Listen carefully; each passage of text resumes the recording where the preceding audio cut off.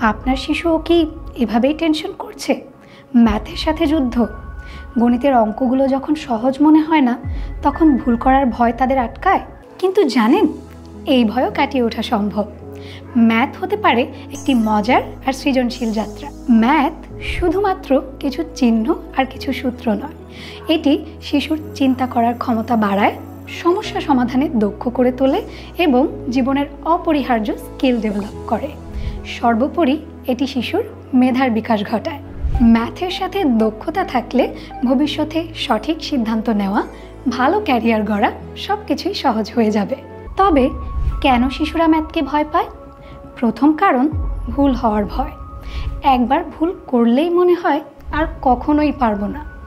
আমাদের প্রচলিত শিক্ষা ব্যবস্থাও এমন, একবার ভুল করলেই 0 মার্ক দিয়ে পরের চ্যাপ্টার ওপেন করা হয়।